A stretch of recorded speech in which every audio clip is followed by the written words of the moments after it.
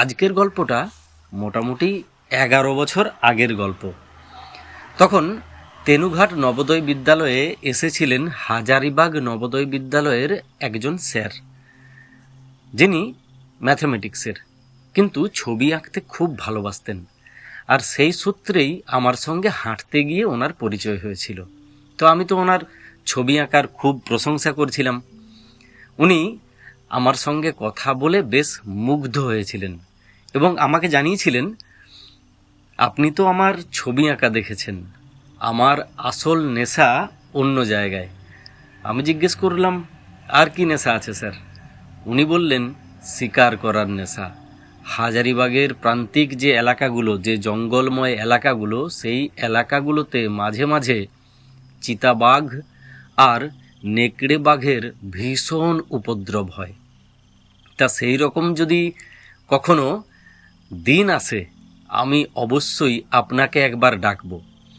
আমার ইন্টারেস্ট দেখে উনি তো হতবাক, কারণ আমি বরাবর জিম করবেটের শিকার কাহিনীগুলো পড়েছি। এত ভালো লাগতো শিকার কাহিনী পড়তে, যেটা আমি হয়তো বলে বোঝাতে পারবো না। আমি নানান গল্প ওনার সঙ্গে শেয়ার করেছিলাম। জীবনে তো কোনোদিন শিকার করতে যাইনি, তাই শিকার করতে যাওয়ার একটা নেশা বরাবর আমার ভেতরে ছিল। আর আমার মুখ থেকে এই গল্প শুনে ওনার ইন্টারেস্ট আমাকে ডাকার আরও বেড়ে গিয়েছিল। তো উনি সেইবার আমাদের ওই স্কুলে বেশ কয়েকটা দিন ছিলেন। প্রতিদিন বিকেলবেলায় আমার সঙ্গে হাঁটতে যেতেন। হেঁটে এসে আমরা দুজনে গল্প করতে বসতাম। তারপর উনি ফিরে গেলেন। মাথার থেকে ওনার গল্পগুলোও আমার বেরিয়ে গিয়েছিল। হঠাৎ একদিন ওনার কল, মশাই, কয়েকদিনের ছুটি ব্যবস্থা করে আসবেন নাকি? এখানে একটা নেকড়ে বাঘ বেশ উপদ্রব মাচিয়েছে। আমার একটা বাড়ি আছে, যে বাড়িটাতে আমি মাঝে মাঝে সময় কাটানোর জন্য, ছুটি কাটানোর জন্য যাই। ওই বাড়িটার থেকে কয়েক কিলোমিটার দূরেই একটা নেকড়ে নাকি বেশ কয়েকজন মানুষকে মেরে ফেলেছে। কাউকে খায়নি, মেরেছে। তা আপনি যদি আসেন তাহলে আপনার আসার অপেক্ষা করব, আর আপনি যদি না আসেন তাহলে তো ওটাকে সাবাড় করে দেবো। সাবাড় করে দেবো মানে মেরে দেবো। উনি এই রকম স্বীকার করতেন। বিভিন্ন ক্ষেত্রে সরকারি তরফ থেকেও ওনার ডাক আসতো। এমন নয় উনি মারার জন্য বা হরিণ টরিণ খাওয়ার জন্য শিকার করতে যেতেন। উনি সেই রকম শিকারী কিন্তু ছিলেন না। যেখানে চিতাবাঘ কিংবা নেকড়ে বাঘ উৎপাত করত, মানে যাদেরকে না মারলে আর উপায় নেই, তাদেরকে মারার জন্য ওনার ডাক পড়তো, তখন উনি যেতেন।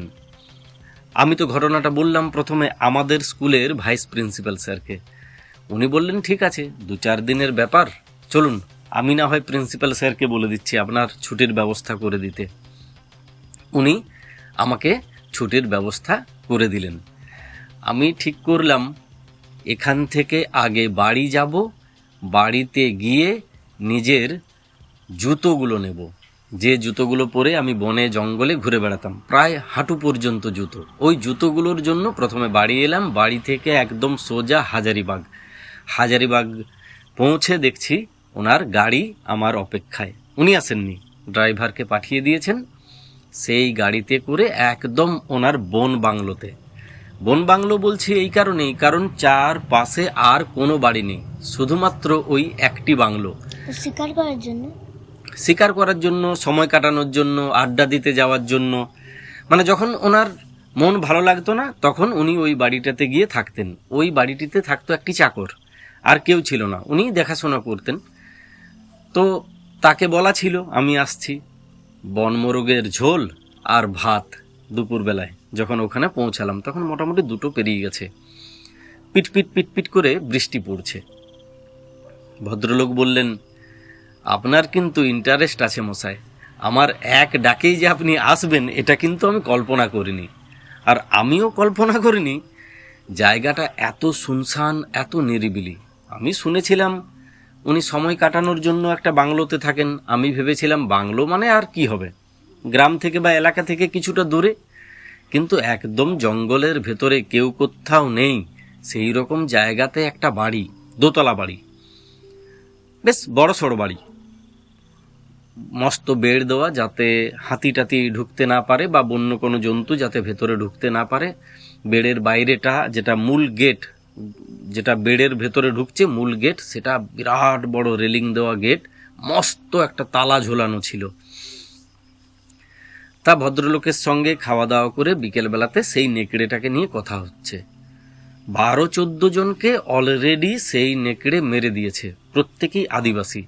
তো সেই আদিবাসীদেরই কয়েকজন এসেছিলেন ওনার কাছে নালিশ জানাতে যে এই নেকড়েটিকে যদি না মারা হয় তাহলে আমরা আর গ্রামে থাকতেই পারছি না। তা উনি আগে ফরেস্ট ডিপার্টমেন্টের সঙ্গে কথা বলেন। ফরেস্ট ডিপার্টমেন্টের তরফ থেকে বেশ কয়েকদিন চেষ্টা চরিত্র করা হয়েছে, কিন্তু নেকড়েটিকে ধরতে পারেনি।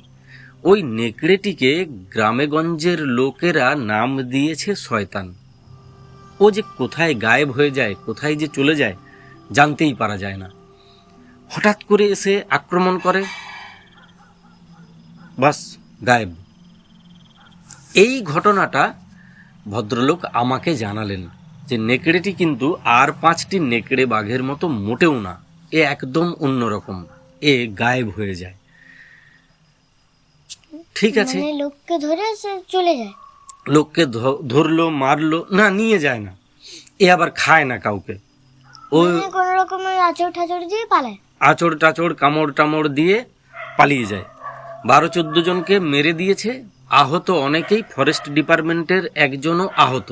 তাই ফরেস্ট ডিপার্টমেন্টের থেকেও অনুমতি দিয়েছে নেকড়েটিকে মারার জন্য, কারণ ওকে যেহেতু ধরা যাচ্ছে না, কিছু করা যাচ্ছে না, তাই ওকে মারা ছাড়া আর কোনো রাস্তা নেই। আর অদ্ভুত ব্যাপার, এই নেকড়েটি কোনো গরু ছাগল কিচ্ছু ধরেওনি, মারেওনি, মেরেছে শুধু মানুষ। তা আমি স্যারের মুখে শুনলাম, ওনার নাম হচ্ছে RP সিং, রঞ্জিত প্রতাপ সিং। ওনার মুখে শুনলাম নেকড়েটির কোনো অতীত থাকতে পারে, মানে ওর বাচ্চা টাচ্চা নিয়ে চলে এসেছে, কেউ চুরি করেছে, সেই রকম কিছু ঘটনা থাকতে পারে যার জন্য ও মানুষের উপরে আক্রমণ করে। আর তো অন্য কোনো কারণ থাকলে এই রকমভাবে মানুষকে মারবে কিন্তু খাবে না, সেটা কিন্তু হয় না। যাই হোক, উনি আমাকে বললেন আজকে রাত্রেবেলাতেই আমরা বের হব। আমার শরীর ক্লান্ত, এত দূর রাস্তা গেছি। সন্ধ্যার দিকে বৃষ্টিটা বাড়লো, টিপটিপ থেকে ঝমঝম ঝমঝম করে বৃষ্টি পড়ছিল, এখন আমার পরিষ্কার মনে আছে। ওনার সঙ্গে গল্প করতে করতেই আমার ঘুম আসছিল। আমি কখন যে চেয়ারেই ঘুমিয়ে পড়েছি নিজেই জানতে পারিনি। যখন ঘুম ভাঙলো তখন দেখলাম উনি আমার রুম থেকে বেরিয়ে গেছেন। আমি বাইরে বের হলাম, দেখলাম ওনার রুমটা বাইরে থেকে বন্ধ, মানে বাইরে হয়তো উনি কোথাও গেছেন। ঠিক আছে, সকাল পর্যন্ত অপেক্ষা করতে হবে। সকালবেলায় যখন ঘুম ভাঙলো তখন দেখলাম উনি চেয়ার টেবিলে বসে একটি বই নিয়ে চায়ের কাপ হাতে আমার অপেক্ষায়। আমাকে জিজ্ঞেস করলেন ঘুম কেমন হয়েছে। আমি বললাম বেশ ঘুমিয়েছি, রাতের খাওয়াটাও বেশ ভালো ছিল, দিনেও মাংস রাতেও মাংস, বনমোরগ দারুণ টেস্ট, ঘুমও সেই রকম হয়েছে। উনি হাসি মুখে আমাকে চেয়ারে বসতে বললেন। উনি বললেন আপনি ঘুমিয়ে পড়েছিলেন তাই আর আপনাকে বিরক্ত করলাম না। আমি রাতের বেলাতেই ওই নেকড়েটির খোঁজে বেরিয়েছিলাম। আরে মশাই, বেরিয়েছিলাম কি, পথ হারিয়েছিলাম। নেকড়েটাকে মাঝে মাঝেই টর্চের আলোয় খুঁজে পাই, মাঝে মাঝেই সে গায়েব হয়ে যায়। একে বৃষ্টি, পায়ের দাগ ঠিকমতো দেখতে পাচ্ছি না, কোথাও কোথাও দাগ মুছে গেছে, তারপরে জঙ্গল। আমার মনে হচ্ছিল ওই নেকড়েটা যেন আমার সঙ্গে লুকোচুরি খেলছিল, আমাকে যেন কোথাও নিয়ে যেতে চাইছিল। আমি তো ওর পিছনে পিছনেই গেছি রাইফেল হাতে নিয়ে, যে যেখানেই যাই না কেন ওকে মারবই। তারপরে পাহাড়ি একটা গুহার কাছে গিয়ে ও কোথায় হারিয়ে গেল। আর এই রকম পাহাড়ি গুহা এখানে বেশ আছে। আজকে রাত্রেবেলাতে আপনার সঙ্গে আমি যাব, কারণ আপনাকে সঙ্গে না নিলে ওটাকে মনে হচ্ছে মারা সম্ভব হবে না। আর আমার বিশ্বাস আজ আমি ওটাকে মারতে পারবো। আমি বলি কী করে বুঝলেন আজকে মারতে পারবেন? উনি বললেন আমাকে যদি কেউ ঠিকঠাকভাবে টর্চ দেখাতো কালকে, তাহলে কালকেই ওটাকে মেরে দিতাম। তবে মশাই, ও বড় সহজ নেকড়ে নয়, আমার উপরেও আক্রমণ করেছিল। ভাগ্য ভালো আমার কিছু হয়নি, কারণ বৃষ্টি পড়েছে, আমি স্লিপ করে পড়ে গিয়েছিলাম। আমি যদি পড়ে না যেতাম ও আমার ঘাড়েই কামড় দিত। জামা কাপড় একটু ছেঁড়াছেড়ি হয়েছে, এই যা। আমার রাইফেলের আওয়াজে ও যে কোথায় পালিয়ে গেল ওই গুহাটার দিকে আর খুঁজেই পেলাম না। মোটামুটি ভোরের দিকে আমি ফিরে এলাম। ভদ্রলোকের সঙ্গে গল্প করতে করতে, চা খেতে খেতে বেশ কিছুটা সময় কেটে গেল। দিনের বেলাতে আমি একাই বের হয়েছিলাম। উনি বললেন কাছে পিঠেই যাবেন, বেশি দূরে যাবেন না কিন্তু, আর এই রাইফেলটা আমার সঙ্গে রাখুন। আমি ওনার রাইফেলটা নিলাম, কিন্তু সত্যি কথা বলতে জীবনে কোনোদিন তো রাইফেল চালাইনি। কিভাবে চালায় কিছুই জানি না। উনি যদিও আমাকে বুঝিয়ে দিলেন কিভাবে চালাতে হয়, ঈশ্বরে জানেন আমি কি বুঝলাম। ওই রাইফেলটা হাতে নিয়ে এই কাছে পিঠে একটু ঘুরে এলাম। ভয় ভয় লাগছিল, কিন্তু কাছে পিঠের জঙ্গলটা এত গভীর নয়, আমাদের যেমন জঙ্গল হালকা পুলকা যেমন জঙ্গল সেই রকম। আর বড় গভীর যে জঙ্গলটা সেটা মোটামুটি 1-2 কিলোমিটার দূরে। আর আদিবাসী যে গ্রামটা সেটাও 1-2 কিলোমিটার দূরে, কিন্তু জঙ্গলের দিকে নয়, গ্রামটা জঙ্গলের একটা সাইডে। যাই হোক, ঘুরে টুরে এসে স্নান টান করে খাবার খেয়ে দুপুরবেলাতে ঘুমিয়ে পড়লাম। আবার বিকেলবেলাতে ওনার সঙ্গে গল্প জমলো। বিভিন্ন শিকারের গল্প উনি আমাকে শোনালেন, বিভিন্ন শিকারের ছবি আমাকে দেখালেন। বাড়িতে কোথায় কি হরিণের শিং রাখা আছে, কোথায় চিতাবাঘের চামড়া রাখা আছে, কোথায় নেকড়ের নখ দাঁত রাখা আছে, সেগুলো সব আমাকে দেখালেন। সেই সব করতে করতেই রাতের খাওয়া মোটামুটি আমরা 7:30-8টা নাগাদ সেরে ফেললাম।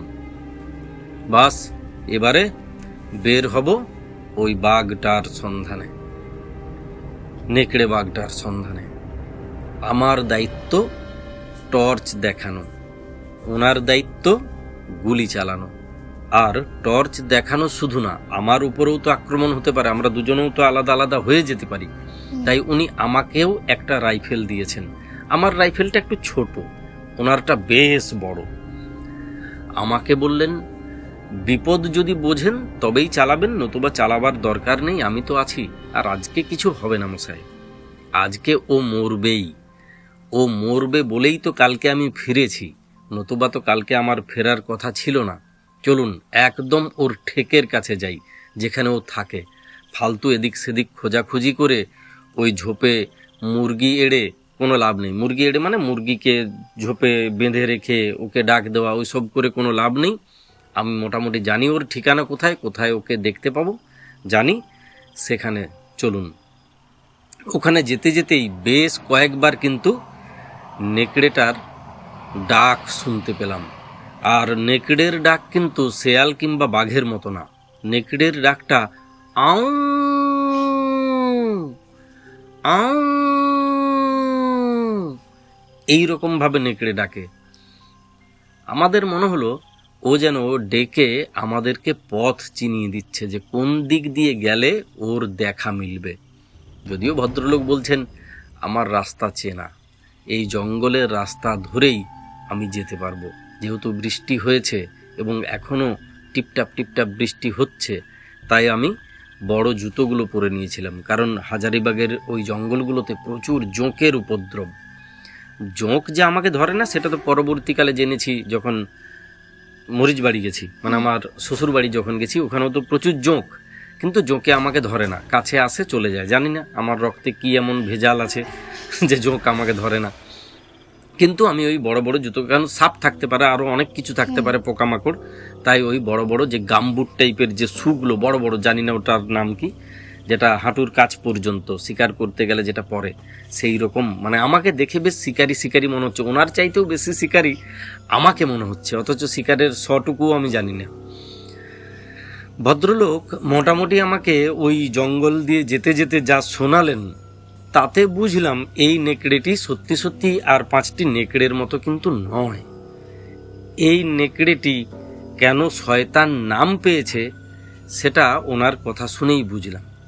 নেকড়েটা মাঝে মাঝেই গায়েব হয়ে যায়, এখনই বাম পাশে দেখা যায় তো এখনই ডান পাশ থেকে আওয়াজ আসে, কখনো পিছন থেকে ওর ডাক শোনা যায়, কখনো অনেক দূরের থেকে ডাক শোনা যায়। নেকড়েটা যেন চালে চালে তো অন্যদিকে চলে যায়। অন্যদিকে চলে যায়, মানে নেকড়েটা যেন নেকড়ে না, নেকড়েটা যেন অন্য কিছু। ওই করতে করতে হাঁটতে হাঁটতে আমি স্লিপ কেটে দুবার পড়লাম। উনি আমার হাত ধরে টেনে তুললেন। ওইভাবেই আমরা একটা পাহাড়ের কাছে, পাহাড় ঠিক না, টিলা, মানে ছোট পাহাড়, আমাদের গ্রামে যেমন ধ্বজা পাহাড় আছে না, ওই রকম অনেকগুলো টিলা আছে, তো সেই রকম একটা টিলার কাছে নিয়ে গিয়ে উনি আমাকে দাঁড় করালেন। আমাকে বললেন, আমি যখন টর্চ জ্বালাতে বলবো তখন ওই দিকে টর্চ জ্বালাবেন, তার আগে টর্চ জ্বালাবেন না, টর্চটাকে নিচের দিকে রাখুন।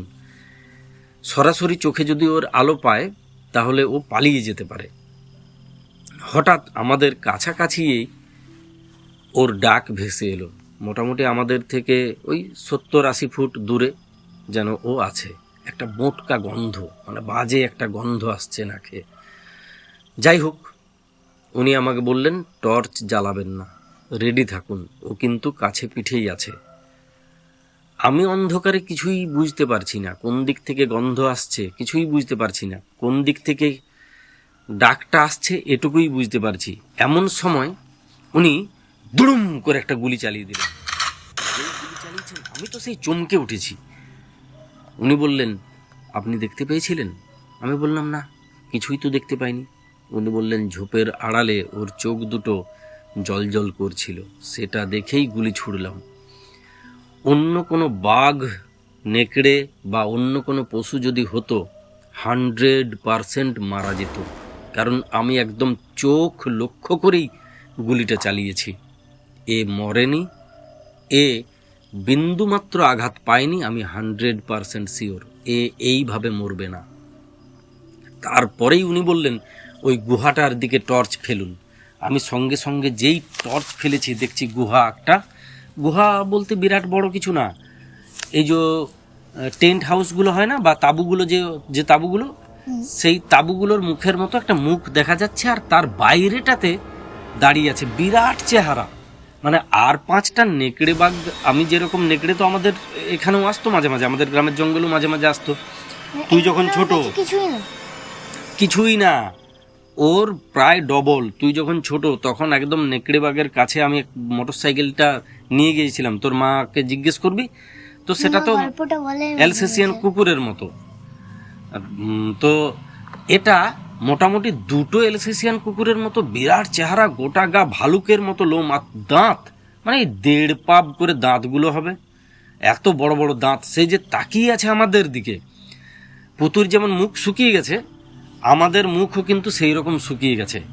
আমার টর্চের আলোতে ও যেন একদম মানে ভেবাচাকা খেয়ে গেছে, যে কি করব, আক্রমণ করব নাকি পালিয়ে যাব। বিকট চিৎকার, উপরের দিকে মুখ করে, সে বিভৎস চিৎকার, পুরো জঙ্গল যেন কেঁপে উঠল। উনি সঙ্গে সঙ্গে আবার গুলি চালালেন, আরেকটা গুলির আওয়াজ, পুরো জঙ্গল আবার গুলির আওয়াজে কেঁপে উঠল।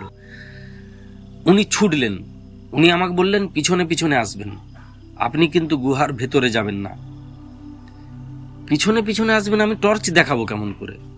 ওই রকম ভাবেই আমাকে বললেন যে আপনি দাঁড়ান, আপনি দাঁড়ান, টর্চের আলোটা শুধু গুহার ভেতরে ফেলুন।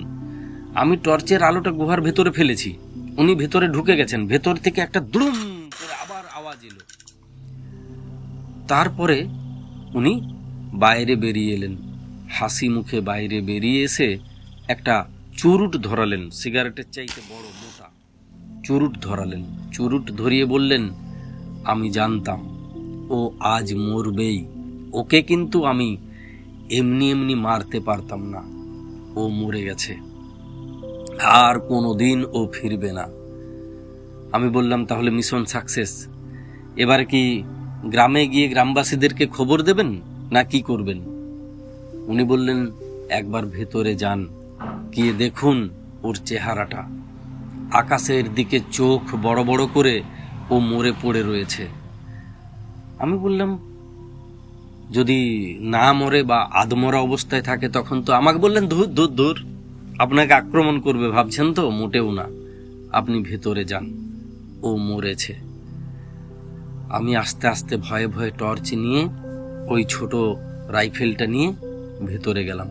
ভেতরে ঢুকেই দেখছি সামনেটাতেই ওই নেকড়েটা মরে পড়ে রয়েছে, চোখগুলো বড় বড় করে উপরের দিকে তাকানো, একদম গুলিটা লেগেছে মুখের এই রকম জায়গায়, ওর চোয়ালটা মনে হচ্ছে ভেঙে গেছে, গুড়িয়ে গেছে ভেঙে।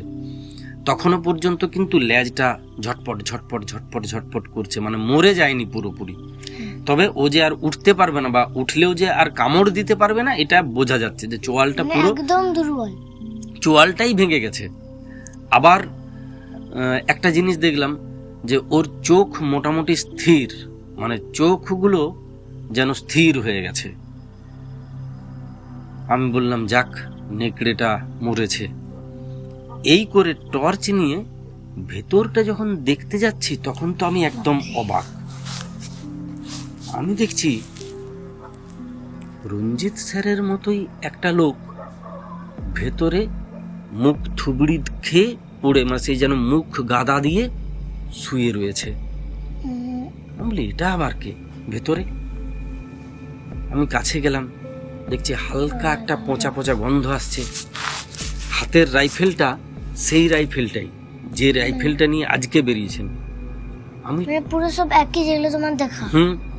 আমি টর্চ নিয়ে যখন দেখছি, হ্যাঁ তো স্যার, তাহলে বাইরে যিনি আমাকে ভেতরে যেতে বললেন উনি কে? আমি যেই হাতে করে টেনেছি মুখে লাইট পড়েছে, দেখছি হ্যাঁ স্যার, এবং মুখের অনেকটা অংশ ওই নেকড়ে বাঘ খেয়ে দিয়েছে, উনি মারা গেছেন। আমি ছুটতে বাইরে বেরিয়েছি, স্যার স্যার আপনি কোথায় গেলেন স্যার? আমার গলার আওয়াজটা প্রতিধ্বনি হচ্ছে, কেউ কোথাও নেই। আমি টর্চ দিয়ে স্যার স্যার কোথায়, স্যার স্যার, কোনো আওয়াজ নেই। আমি জঙ্গলের রাস্তা জানি না, ফিরবো কেমন করে তাও জানি না। ওই অবস্থাতে কোনো রকমে জঙ্গলে এদিক সেদিক ছোটাছুটি করতে করতে করতে করতে প্রায় যখন ভোর হব তখন বাড়িটাকে খুঁজে পেয়েছি। বাড়িতে গেছি, সেই চাকরকে সব কিছু বললাম, এরকম এরকম ব্যাপার। উনি তো আমার কথা বিশ্বাস করতে চাননি, কিন্তু উনি যেতেও চাইছেন না, কারণ ওই নেকড়েটা নাকি আগেও অনেকবার ওই আদিবাসীদের তীর ধনুকে মরেছে আর প্রতিবার বেঁচে গেছে। বলি মরেছে আর বেঁচে গেছে? বলছে সেই জন্যই তো ওর নাম শয়তান, ও অনেক আগেই মরেছে, ওটা নেকড়ের আত্মা, নেকড়ে না। আমি বলি এখানে আর থাকা যাবে না, কিন্তু স্যারের বাড়িতে খবর দেওয়া বা আরও বাকি সমস্ত কিছু ব্যবস্থা তো আমাকেই করতে হবে। আমি ওই লোকটিকে সঙ্গে নিয়ে গ্রামে গেলাম। স্যারের বাড়িতে ফোন করা হলো, স্যারের বাড়ির থেকে অনেকজন এলেন। স্যারের দেহ ওখানেই নদীর ধারে সৎকার করা হলো। সেই রাত্রেবেলাতে কি কি ঘটেছে আমি সমস্ত কিছু স্যারের বাড়ির লোকজনদেরকে গল্পের মতো করে বলছি। হঠাৎ কানে এলো সেই পরিচিত নেকড়েটার ডাক, কাছে পিঠেই, মানে বেশি দূরে না, ওই 100-200 মিটার দূরে আবার বেঁচে গেছে। নেকড়েটা ডাকছে, ও আবার বেঁচে গেছে। স্যার বলেছিলেন নেকড়েটাকে মেরে দিয়েছি, আমি দেখেছিলাম নেকড়েটা মরে গেছে, কিন্তু আবার শুনছি ওর ডাক। শয়তান মরেনি, শয়তান বেঁচে আছে, কিন্তু আমরা এখন অনেকজন। ওই রাইফেলটা দিয়ে, যে রাইফেলটা স্যার আমাকে দিয়েছিলেন, সেই রাইফেলটা দিয়ে আকাশের দিকে একটা ফায়ার করল, পুরো জঙ্গলটা কেঁপে উঠল, আওয়াজটা বন্ধ হলো। পরের দিন সকালবেলায় আমরা সবাই মিলে ওখান থেকে ফিরলাম। যিনি চাকর, মানে ওই ঘরের দেখাশোনা করতেন, উনি বললেন এখানে আমি আর কাজ করব না, হয় আমাকে আপনাদের সঙ্গে নিয়ে চলুন, নতুবা আমি আমার গ্রাম রাঁচিতে ফিরে যাব। রাঁচির কোনো একটা গ্রামে ওনার বাড়ি ছিল। আমি বাড়ি ফিরলাম, ঘুম এলো না বেশ কয়েকটা রাত, কিন্তু ওই ঘটনাটা মনে পড়লে এখনো পর্যন্ত গায়ের প্রত্যেকটা রোম দাঁড়িয়ে যায়। যদি গল্পটা ভালো লেগেছে তাহলে অবশ্যই লাইক করবেন, হাইপ করবেন, বন্ধুদের সঙ্গে শেয়ার করবেন, আমাদের এই চ্যানেল সাবস্ক্রাইব করবেন। আমরা এখানে নির্ভেজাল গল্প শোনাই, এই গল্পের সঙ্গে বাস্তবের কোনো মিল নেই। আমার জীবনে এই রকম কোনো ঘটনা ঘটেনি। আমি শয়তান নামক একটি গল্প পড়েছিলাম, সেই গল্পটাকে মাথায় রেখে লেখকের প্রতি সম্মান বজায় রেখে এই গল্পটি বানিয়ে বানিয়ে শোনালাম, যাতে যারা গল্প শুনতে ভালোবাসে তাদের ভালো লাগে। যারা গল্প শুনতে ভালোবাসেন তারা সাবস্ক্রাইব করবেন। আবারও ধন্যবাদ এতক্ষণ পর্যন্ত সময় দেওয়ার জন্য।